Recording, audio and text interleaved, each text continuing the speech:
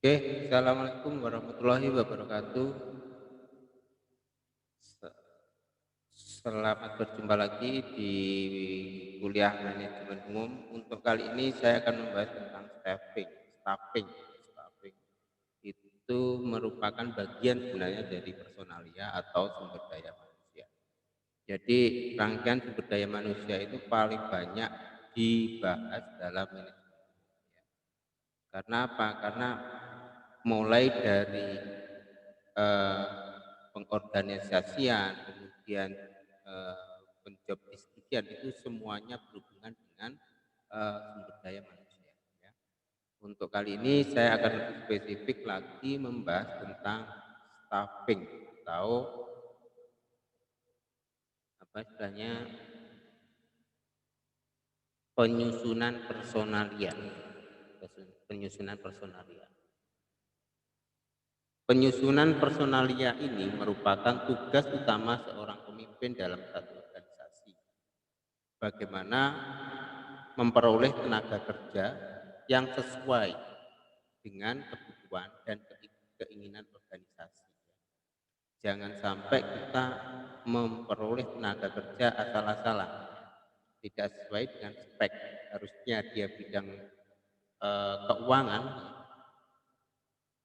pokoknya bisa ngitung uang. Akhirnya di tengah jalan ketika ada masalah keuangan yang lebih complicated atau lebih rumit, itu nanti akan terjadi lag, artinya tidak bisa mengikuti perkembangan atau kebutuhan yang dibutuhkan oleh organisasi atau suatu perusahaan itu sendiri.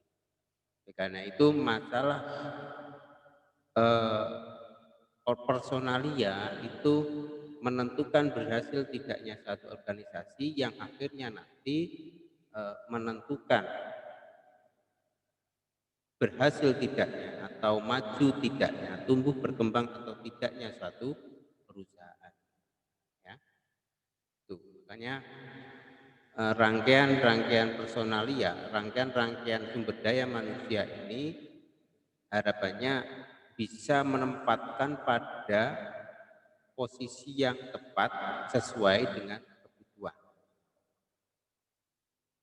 Jadi secara umum penyusunan personalia itu meliputi yang pertama adalah perencanaan sumber daya manusia. Nanti kita bahas tersendiri. Yang kedua, penarikan tenaga kerja. Yang ketiga adalah penyeleksian seleksi ya tenaga kerja. Kemudian berikutnya adalah pengenalan dan orientasi organisasi. Nah, jadi setelah Anda nanti diseleksi tentunya tidak serta-merta langsung bekerja, tapi ada proses orientasi, ada proses pengenalan lingkungan perusahaan, di mana Anda akan dikenalkan dengan orang-orangnya, dengan apa namanya aliran satu perusahaan, produksi suatu perusahaan, kemudian juga tugas-tugas yang harus Anda lakukan ketika sudah bergabung di perusahaan. Itu biasanya eh, tahapan itu selalu dipenuhi. Ya. Kemudian juga pengenalan dan orientasi organisasi. Yang kelima, latihan dan pengembangan karyawan. Ketika Anda sudah masuk, nanti akan ada latihan untuk meningkatkan kemampuan atau skill. Kemudian penilaian pelaksanaan kerja karyawan. Jadi setelah Anda bekerja beberapa waktu, mesti ada penilaian, evaluasi. Apakah Anda sesuai dengan keinginan perusahaan atau tidak? Output Anda itu apakah eh, terlalu menggema ya? Maaf. Oke, saya coba. Apakah eh, output Anda itu sesuai dengan yang diharapkan oleh perusahaan? Ya, apakah tidak? Ya. Kemudian juga pemberian balas jasa dan penghargaan. perencanaan pengembangan karir. Nah, ini nanti kalau suatu perusahaan besar tentunya perusahaan harus bisa memberikan reward, memberikan balas budi, balas jasa terhadap apa yang sudah dikerjakan di suatu perusahaan itu. Kemudian juga perencanaan pengembangan karir. Setiap orang yang bekerja di suatu tempat itu mesti membutuhkan namanya karir. Saya masa depan saya itu mau kemana? Ya, saya bergabung dengan ini, harapan saya nanti punya karir yang katakanlah yang tepat ya, karir yang bisa diandalkan untuk masa depan ya. Itu berpikir pikiran semua karyawan seperti itu. Sehingga jangan sampai Anda kecewa ketika nanti karyawan hanya sebentar, kemudian perusahaan kita dianggap sebagai batu loncatan ya. Itu jangan terlalu ya memang itu sudah seperti itu kalau kita tidak merencanakan dan mengembangkan karir sejauh mungkin ya. Jadi perusahaan yang bagus itu selalu mengerti atau memahami apa yang dipikirkan oleh karyawannya. Jangan sampai kita egois ya. Seorang pengusaha itu harus bisa mengerti dan memahami cita-cita apa yang dipikirkan, apa yang menjadi bahan pikiran bagi karyawannya. Jangan kita egois. Kita coba mempekerjakan, kita bayar, bekerja bayar gitu aja. Mereka akan nanti akan berpikir kita sebagai tenaga peras ya, cuma tenaganya yang diperas sehingga tidak ada komunikasi yang baik antara pemilik perusahaan dengan karyawan. Oke. Kita yang pertama membahas tentang perencanaan sumber daya manusia, yaitu memenuhi kebutuhan organisasi untuk mengisi posisi tertentu sehingga perlu direncanakan.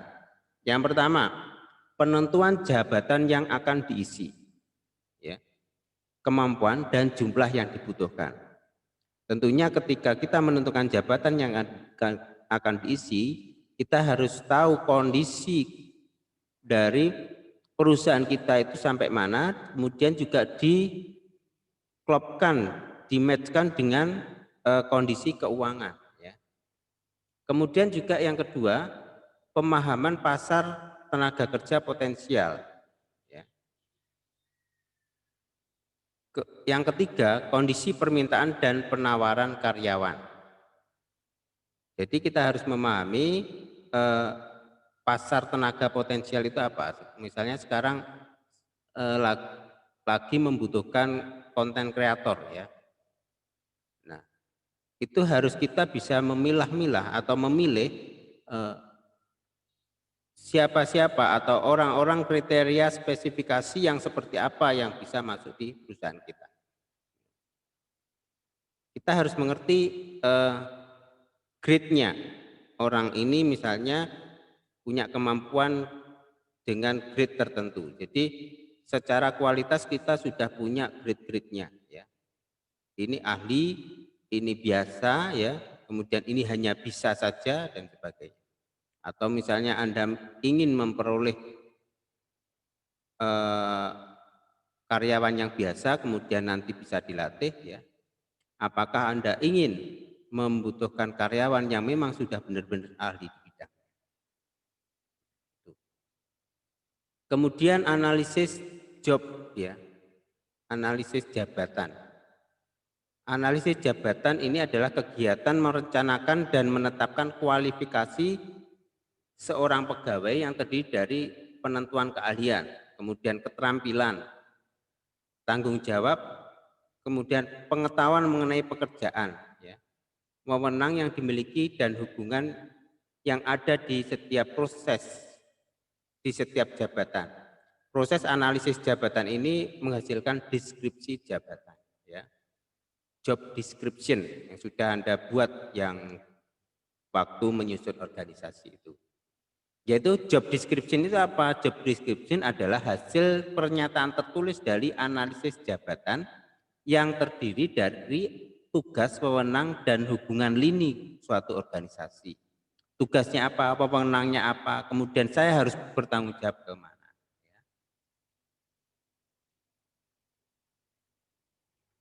Kemudian berikutnya kita bahas mengenai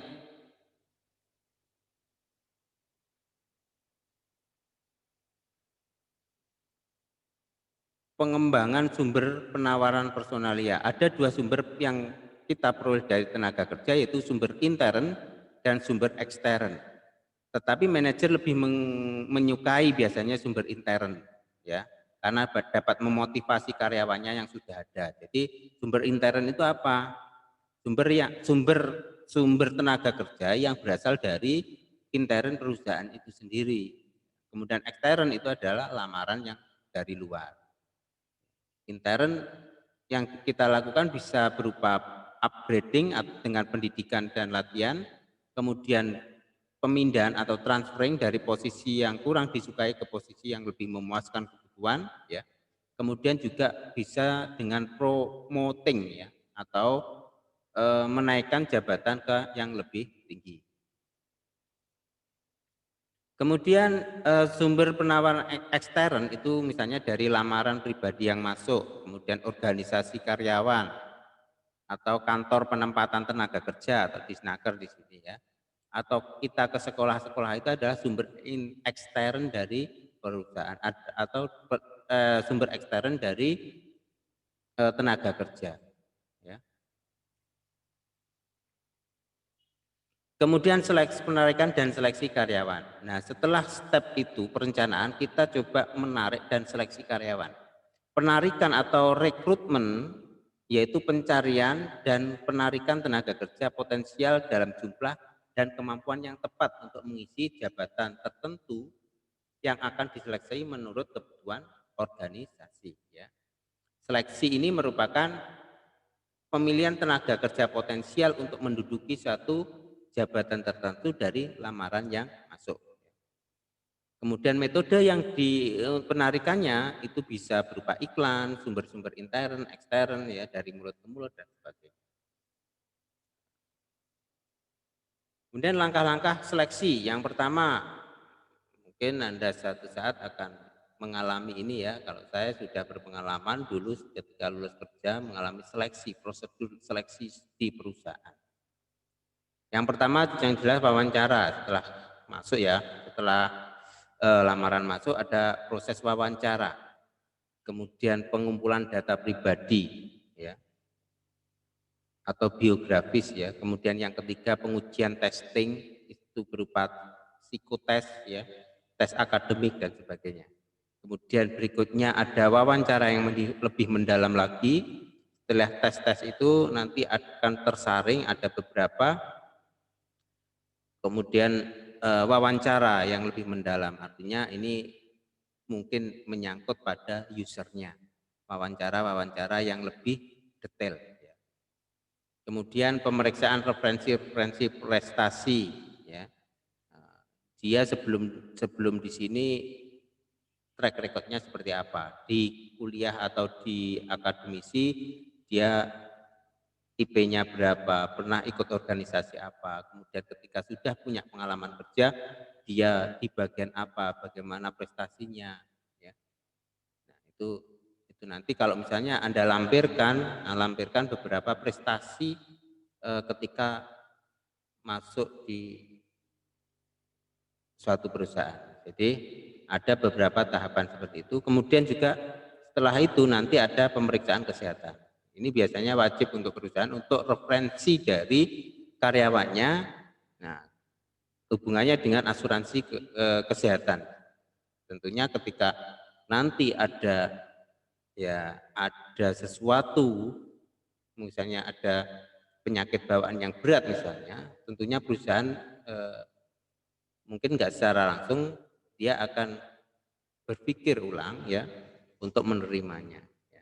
Mungkin nggak cocok di situ, mungkin di saat dia katalah kerjanya ini berat misalnya, harus angkat-angkat sementara dia punya penyakit bawaan yang tidak boleh kerja berat. Artinya satu perusahaan akan mempertimbangkan hal itu. Kemudian keputusan pribadi, habis itu ini tingkat manajer ya, manajemen tentunya akan punya orientasi lain ketika dia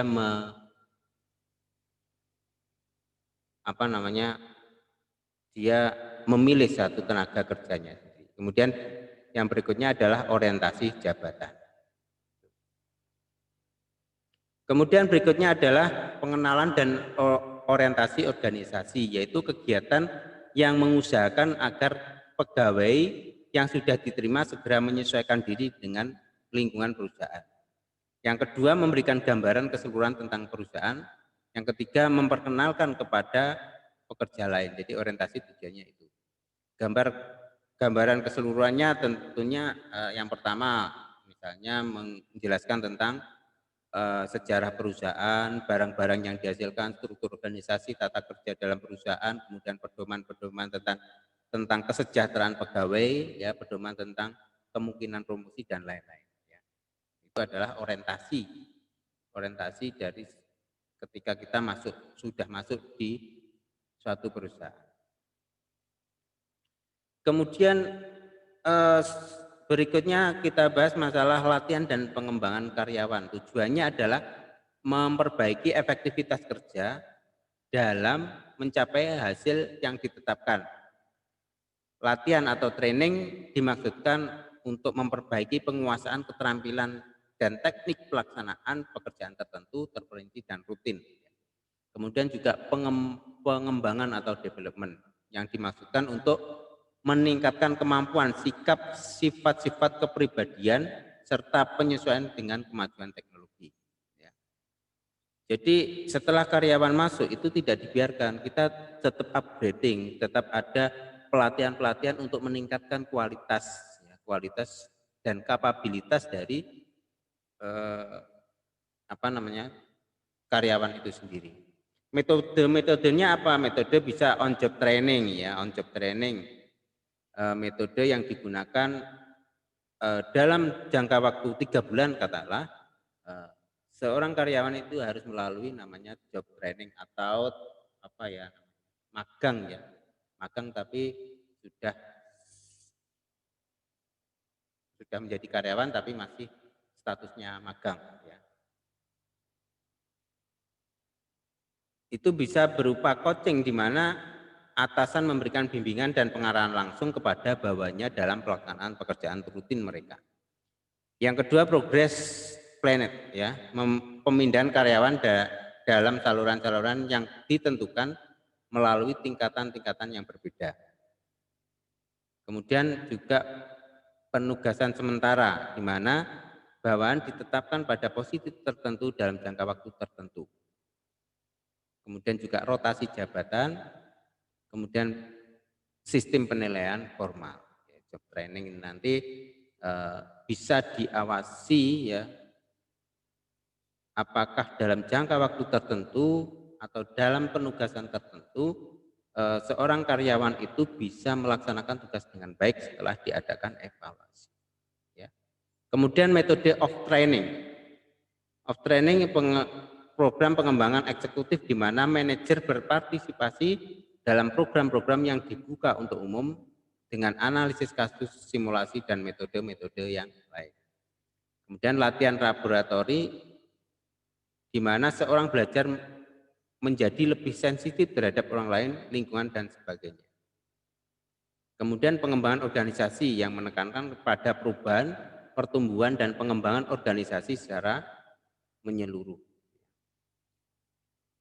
Penilaian pelaksanaan kerja karyawan adalah, ya, ini setelah diadakan job training, masuk, ya, sudah masuk bekerja, tentunya setelah itu ada namanya penilaian pelaksanaan kerja.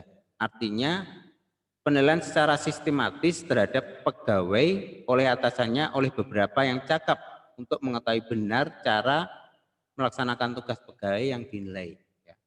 Kemudian objek penilaian bagi pegawai misalnya kerajinan, pengetahuan pada bidangnya, sikap pada atasannya, kewibawaannya, ya, sikap pada bawahannya, ketertiban, kecerdasan, inisiatif, ya, kemudian tanggung jawab, kejujuran dan sebagainya. Nah, itu harus di apa namanya? Dievaluasi ya, evaluasi. Karena karakter tiap karyawan itu berbeda-beda dan tentunya ketika nanti berjalan dalam satu perusahaan, jika tidak cepat diatasi masalah-masalah yang ada di karyawan itu nanti akan menjadi beban bagi organisasi.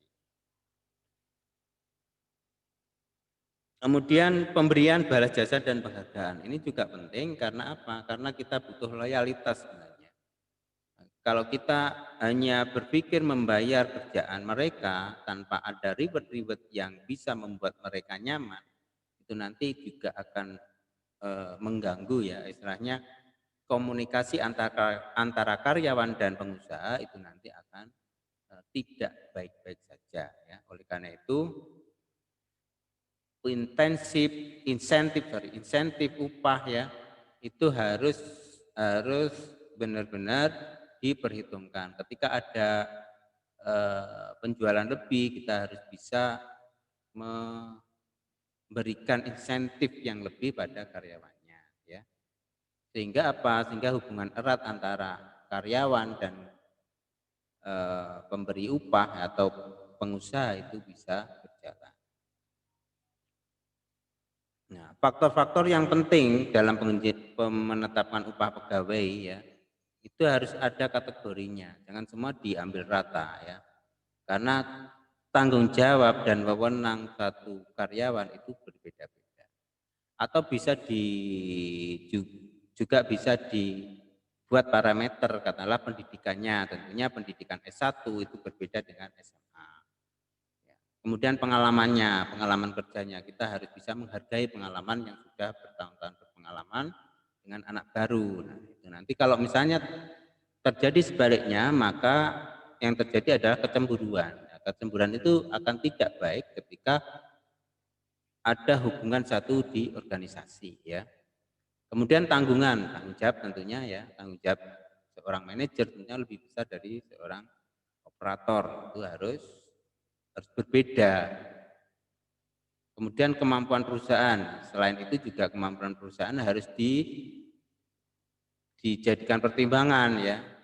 Kita tidak bisa memberikan gaji yang besar, sementara perusahaan tidak punya kemampuan untuk itu.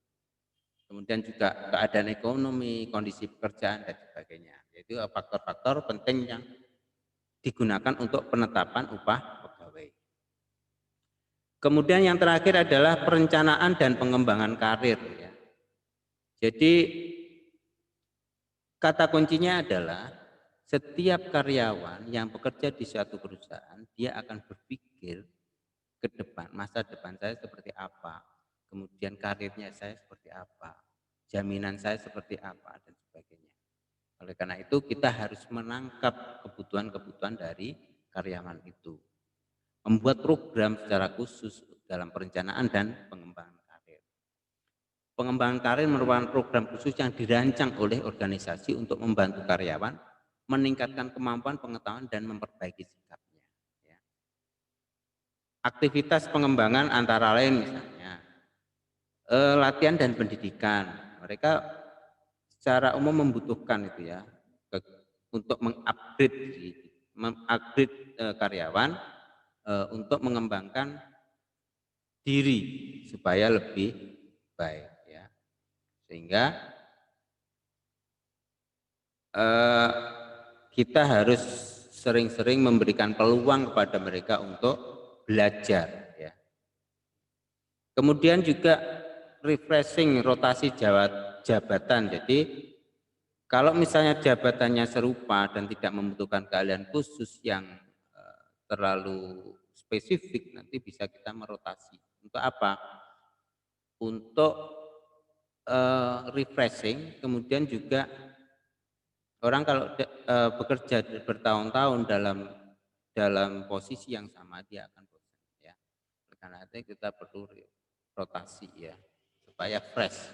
Kemudian promosi, yaitu pemindahan karyawan. Promosi itu menaikkan jabatan dari lead, dari operator ke leader, dari leader ke supervisor, supervisor ke manajer ya. Mungkin tingkatannya akan beda-beda. Nah, tentunya kita harus bisa menghargai tentang posisi ya, jabatan mereka supaya secara bertingkat itu bisa naik. Tentunya akan disertai dengan peningkatan gaji, gitu ya. Jadi jangan sampai kita tidak tahu kepada karyawan kita yang sudah bertahun-tahun bekerja sama kita hanya pada level operator saja, ya. Kemudian juga pemindahan jabatan ya untuk mendapatkan kepuasan kerja bagi karyawan. Kemudian juga konseling, memberikan saran nasihat pertolongan hubungan kerja ya, persoalan-persoalan pribadi ya. Kalau bisa nanti di perusahaan itu kita sebagai bapak dari mereka yang bisa ngopeni sehingga apa yang menjadi permasalahan mereka kita bisa tahu dan bisa katakanlah sedikit bisa membantu persoalan-persoalan yang dialami oleh karyawan.